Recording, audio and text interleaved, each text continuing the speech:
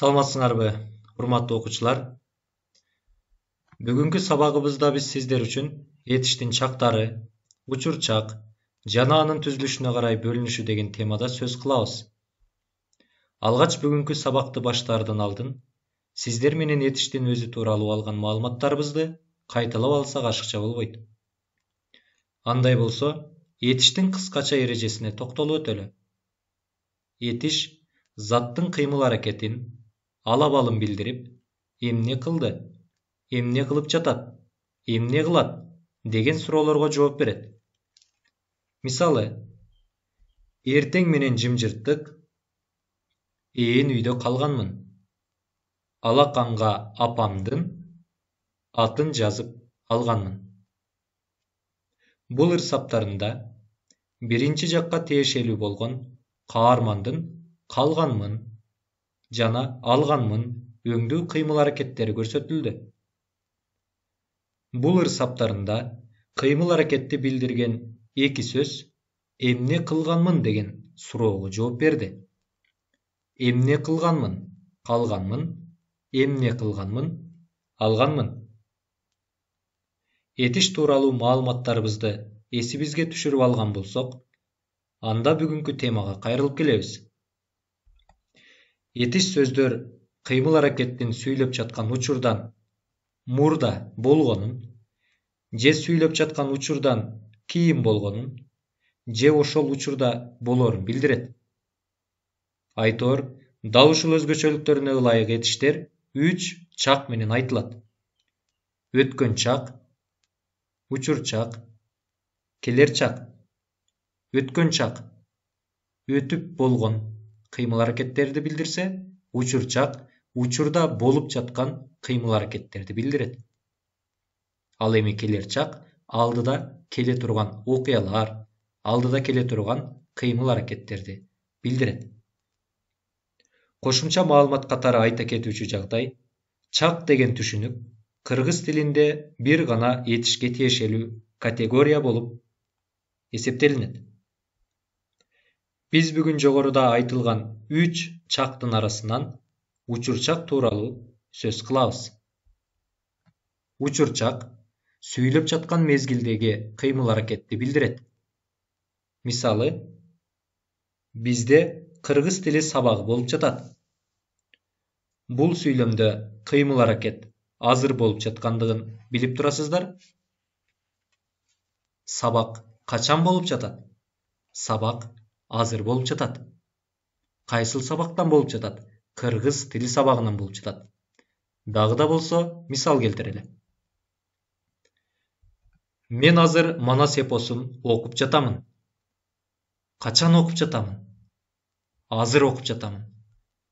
Бул сүйлөмдө да жогорудагы сүйлөм сыяктуу кыймыл-аракеттин же кече, же келечекте аткарыла тургандыгын эмес, бүгүн учурда аткарылып жаткандыгын байкоого болот. Учурчак түзүлүшү боюнча экиге бөлүнөт.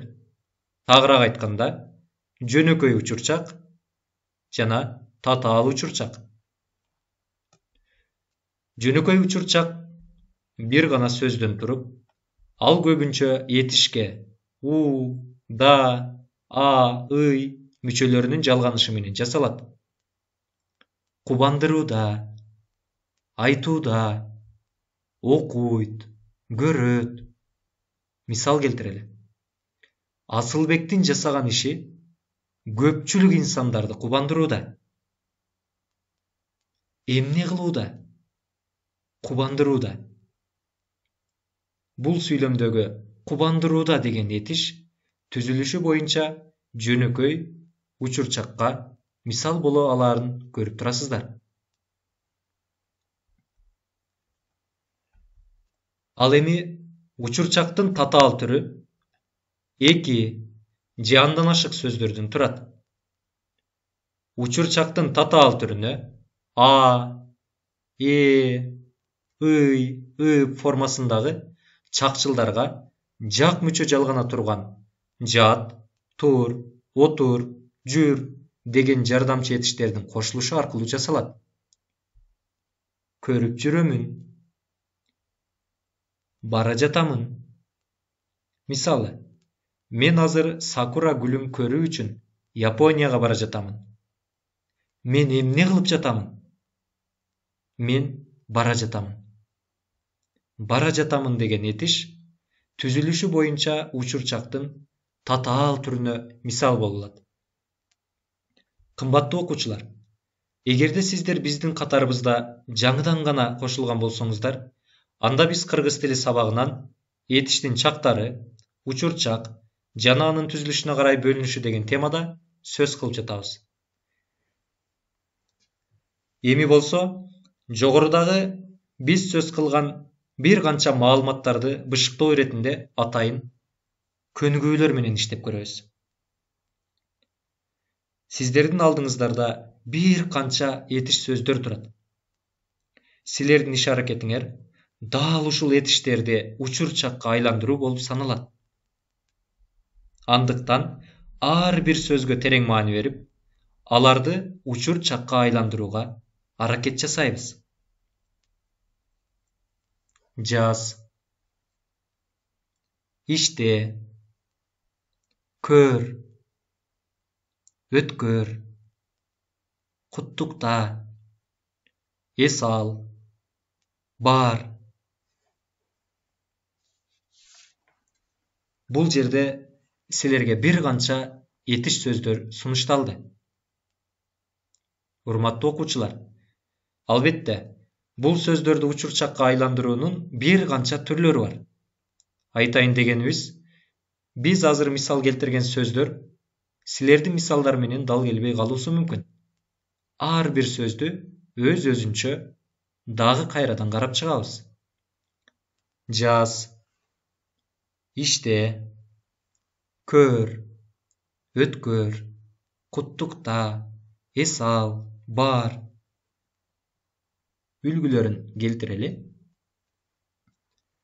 Жазуудамын, иштеп жатамын, көрүүдөмүн, өткөрүп жибердим, куттукташууда, эс алып жатамын, баруудамын. Бул жерде сары түс менен белгиленип турган сөздөрдүн дээрлик бардыгы учурчакта тургандыгын көрүп турасыздар. Айырмасы алардын кайсыл бир бөлүгү жөнөкөй учурчакка мисал боло алса, кайсыл бир бөлүгү татаал учурчакка мисал боло алат. Жазуудамын, көрүүдө, куттукташууда, баруудамын. Мен санаган бул кыймыл аракеттер учурчактын жөнөкөй түрүнө мисал болду. Ал эми иштеп жатамын, өткөрүп жибердим, эс алып жатамын деген кыймыл аракеттер түзүлүшү боюнча татаал учурчакка мисал болду. Дагы да түшүнүктүү болуусу үчүн, урматтуу окуучулар, ар бир сөзгө өз-өзүнчө сүйлөм түзүп көрөлү. Мен азыр аягына чыкпай калган чыгармамды жазуудамын. Эмне кылуудамын? Жазуудамын. Мен качан жазып жатам? Мен азыр жазып жатам. Кайсыл бир мезгилде бүтпөй калган жумушумду азыр аягына чыгарып коеюн деп жазып жатам. Кыймыл аракетим учурда болуп жатат. Мен күнү түнү ийгиликке жетүү үчүн иштеп жатамын. Эмне кылып жатамын? Иштеп жатамын. Күнү түнү. Азыр дагы иштеп жатам. Иштеп жатамын деген кыймыл аракет учурчакта келгендигин көрдүңүздөр. Көрүүдө. Эже, Асанды мага чакырып коесузбу? Асан азыр жаңы чыккан кино тасмаларды көрүүдө. Деп диалог түзө турган болсок, Асан жаңы чыккан кино тасмаларды качан көрүүдө? Азыр көрүүдө. Бир канча жыл алдын көргөн эмес, же маалым бир убакыттан кийин көрбөйт, ал учурда көрүп жатат. Мен күтүп турган унааны азыр эле өткөрүп жибердим. Эмне кылдым? Өткөрүп жибердим. Ким өткөрүп жиберди? Албетте мен өткөрүп жибердим. Качан? Азыр эле өткөрүп жибердим. Себеби мен кыйладан бери унаа күтүп турат элем. Байкабай аны өткөрүп жибердим. Окуя азыр эле болду, учурда болду. Куттукташууда. Менин ийгилигимди жакындарым, досторум, айтор бардык жакшы инсандар куттукташууда. Эмне кылышууда? Куттукташууда. Качан куттукташууда? Азыр кат түрүндө, жазуу түрүндө, сөз түрүндө. Айтор окуя учур чакта болуп жатат. Досум, сен азыр кайсыл жакта эс алып жатасың? Мен азыр Ысык көлдө эс алып жатамын. Же Сары Челекте эс алып жатамын. Качан эс алып жатам? Азыр эс алып жатам. 1 жыл алдын, же 2 жыл алдын эс алган эмесмин. Же 3 жыл, 4 жыл. Ошол убакыт өткөндөн кийин эс албайм, мен азыр эс алып жатам. Окуя азыр болуп жатат. Баруудамын. Мен ар күнү өзүмдүн билимимди арттыруу максатында китепканаларга баруудамын. Ар күнү. Эмне кылуудамын? Баруудамын. Ким мен? Качан баруудамын? Ар күнү. Азыр дагы баруудамын. Баруудамын деген кыймыл аракет учур чакка тиешелүү экендигин көрдүңүздөр. Биринчи катардагы этиш сөздөргө тиешелүү мүчөлөрдүн жардамы менен учур чак түзүлдү. Учур чакты билдирген кыймыл аракеттер келип чыкты. Дагы да болсо бир канча мисалдар менен иштейли. Бул жерде сиздерге сүйлөмдөр менен кошо атайын кашаанын ичинде этиш сөздөр да орун алат. Сиздердин иш аракетиңиздер дал ушул кашаанын ичиндеги этиш сөздөрдү сүйлөмдүн маанисине ылайык учур чакка алып өтүү. Биринчи сүйлөмгө көңүл бурабыз. Мен Жалалабад шаарында жаша. Жаша деген этиш бул жерде кашаанын ичинде тургандыгын көрүп турасыздар. Биздин иш аракетибиз дал ошол этиште кашаадан арылтуу же кашаадан чыгаруу, а бирок жөн эле чыгарып коюу жарабайт. Тиешелүү болгон учур чактын мүчөлөрүн жалгоо аркылуу, улоо аркылуу чыгарабыз. Жана албетте сүйлөмдүн маанисине биздин улаган мүчөлөрүбүз дал келүүсү керек. Көрөлү. Мен Жалалабад шаарында жашайм. Бул сүйлөмдө учур чак жөнөкөй түрүндө келгендигин көрүп турасыздар. Эмне кылам? Жашайм. Учурда жашап жатам. Демек, кимдир бирөөгө мен Жалалабад шаарында жашайм десем, алар дароо түшүнөт, учурда менин Жалалабадта жашап жаткандыгымды. Дагы да болсо, ушул эле сүйлөмдүн бир аз башкача үлгүсүн көрөлү. Мен Жалалабад шаарында жашап жатамын. Сүйлөмдөгү кыймыл аракетти билдирген жашап жатамын деген этиш бул сүйлөмдө түзүлүшү боюнча татаал учур чакка мисал болду. Эмне кылып жатамын? Жашап жатамын. Мен кайсыл бир досума же туугандарымдын бирине айтор, азыр кайсыл жерде жашап жатасың деген суроолуу суроосуна мен Жалалабад шаарында жашап жатамын деп жооп берем. Андай болсо алар дароо түшүнөт, учурда менин Жалалабадта жашап жаткандыгымды. Дагы да болсо, сиздерге мындан да түшүнүктүү болуусу үчүн мисалдарды келтирели. 5 класс окуучуларына кыргыз тили сабагы бол. Бул сүйлөмдөгү кашаанын ичиндеги этиш сөздү алгач, жөнөкөй учур чакка алып өтөлү. 5 класс окуучуларына кыргыз тили сабагы бол. Абалкысындай эле дал ушул этиште кашаадан арылтабыз, бирок тиешелүү болгон мүчөлөрдү улоо аркылуу, жалгоо аркылуу учур чактын жөнөкөй түрүнө алып келели. 5-класс окуучуларына кыргыз тили сабагы болууда. Сабак учурда болуп жатат. Эми болсо ушул эле сөздү учурчактын татаал түрүнө айландырабыз. Анда бул сүйлөм төмөндөгүдөй абалда өзгөргөндүгүнө күбө болобуз. 5-класс окуучуларына кыргыз тили сабагы болуп жатат. Качан болуп жатат? Азыр болуп жатат. Кымбаттуу окуучулар, эгерде биздин бүгүнкү сабак сиздер үчүн жемиштүү болуп жатса, анда төмөнкү Асан менен Үсөндүн маегине көңүл буралы. Асан менен Үсөндүн айырмачылыгы ушунда. Кыргыз тили сабагы болуп жаткан учурда Асан эч кандай теманы түшүнбөйт. А бирок ал Үсөндүн жардамы менен билбегенин билип, сезбегенин сезип, туйбаганын туюп, көрбөгөнүн көрөт. Бүгүн дагы бул экөөсү биз өтүп жаткан тема боюнча таанышты, а бирок өзгөрүү жок дегенибиз, Асан дагы деле эч нерсени түшүнгөн жок. Мына ошондуктан да сабактан кийин жолдо бара жаткан Асан Үсөнгө суроо узатты. Үсөн, этиштин канча чагы бар?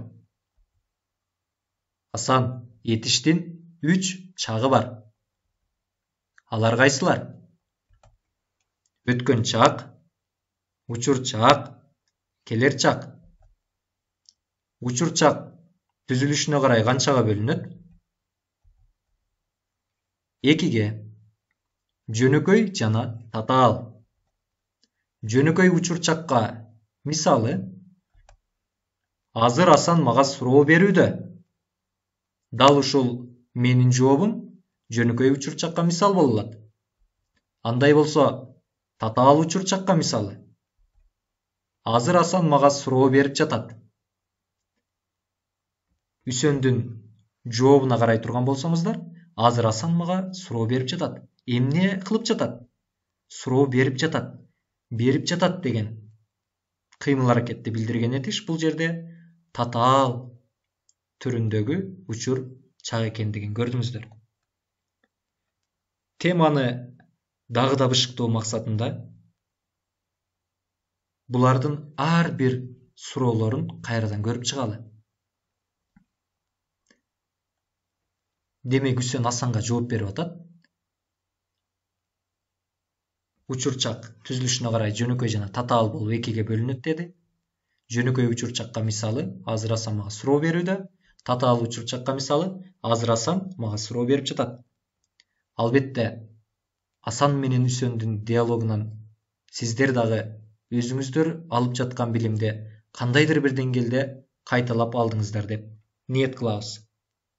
Кымбаттуу окуучулар, биз бүгүнкү сабагыбызды жыйынтыктап жатып, өтүлгөн тема тууралуу төмөндөгүдөй жыйынтыкка келебиз. Белгилүү бир убакыт ичинде биз сиздер менен этиштин чактары, учур чак жана анын түзүлүшүнө карай бөлүнүш тууралуу сабак өтүп жатабыз. Бүгүнкү сабагыбыздын жыйынтыгына келе турган болсок, ар бир ушул сабакты көрүп жаткан окуучу төмөндөгүдөй жыйынтыкка келүүбүз керек. Бүгүнкү сабактын жыйынтыгында биз этиштин чактары тууралуу маалымат ала алдык. Чак деген категория бир гана этишке тиешелүү экендигин билдик. Учур чак менен тааныштык. Учур чактын жөнөкөй жана татаал түрүн ажыратып билдик. Урматтуу окуучулар, демек этиштин канча чагы бар экен? Азаматсыңар, этиштин 3 чагы бар экен. Алар өткөн чак, учур чак жана келер чак. Чак деген категория бир гана этишке тиешелүү экендигин билдик. Этиштен сырткары тактооч, зататтооч, санаттооч, ошол эле маани берүүчү сөз түркүмдөрү, сынатооч, ататооч. Этиштен башка эч бир темага кыргыз тилиндеги эч bir түшүнүккө чак деген категория мүнөздүү эмес. Бүгүнкү сабактан муну дагы билдиңиздер. Учур чак менен тааныштык. Учурда болуп жаткан окуялардын баардыгы, кыймыл аракеттердин баардыгы учур чакка мисал боло алат экен. Мисалы, мен азыр сабак өтүп жатам, окуучулар азыр сабак көрүп жатышат, жана башка толгон токой мисалдарды келтирсек болот. Учур чактын жөнөкөй жана татаал түрүн ажыратып билдик. Аларга тиешелүү бир мүчөлөрдү жалгаганды үйрөндүк. Жөнөкөй учур чакка көрүүдөмүн, баруудамын, ойлонуудамын. Татаал түрүнө болсо бара жатамын, көрүп жатамын, ойноп жатамын, келип жатамын, жана башка толгон токой мисалдарды келтирсек болот экен. Теманы дагы да бышыктоо максатында төмөнкү бир канча тапшырмалар үстүндө иштеп көрөбүз. Биз тапшырма менен түшүндүрүп жаткан учурда бул маалыматтарды жазуу дептерлериңиздерге белгилеп калууну унутпаңыздар. Андыктан кыргыз тили дептериңиздерди ачыңыздар, үй ишин белгилеп алууну унутпаңыздар. 465-чи көнүгүүнүн негизинде сүйлөмдөрдү окуп чыгып, учур чакта турган этиштерди табабыз. Аларды уңгу мүчөгө ажыратабыз. Андан кийин учур чактагы этиш кайсы мүчөлөрдүн жардамы менен жасалгандыгын байкоого алабыз. Эскерте кетүүчү жагдай, бул тапшырмаларды аткарууда окуу китептерибизден пайдаланабыз. Кымбаттуу окуучулар, сабагыбызды жыйынтыктап жатып, тапшырма тууралуу дагы бир ирет бышыктап айтып коеюн. 465-чи көнүгүүнүн негизинде сүйлөмдөрдү окуп чыгып, учур чакта турган этиштерди табабыз. Аларды уңгу мүчөгө ажыратып, учур чактагы этиш кайсы мүчөлөрдүн жардамы менен жасалгандыгын байкоого алабыз. Эскерте кетүүчү жагдай, бул тапшырмаларды аткарууда окуу китептерибизден пайдаланабыз. Биз тараптан берилген тиешелүү тапшырмаларды аткарган соң, кол жазмаңызды сулуу кылган абалда, эч кандай катачылыкка жол бербей, дептерлерибизди булгабай, 465-чи көнүгүүнүн үстүндө биз айткан иреттик боюнча иштейбиз. Иштеп бүткөн тапшырмаларыбызды уюлдук телефонубуз аркылуу сүрөткө тартып, аны өзүбүздүн кыргыз тили жана адабияты мугалимдерибизге жиберебиз. Кымбаттуу окуучулар, ушуну менен биздин бүгүнкү сабагыбыз өзүнүн жыйынтыгына келип жетти. Кайрадан кийинки сабактардан эфир аркылуу көрүшкөнчө, жалпыңыздар сак саламат туруңуздар.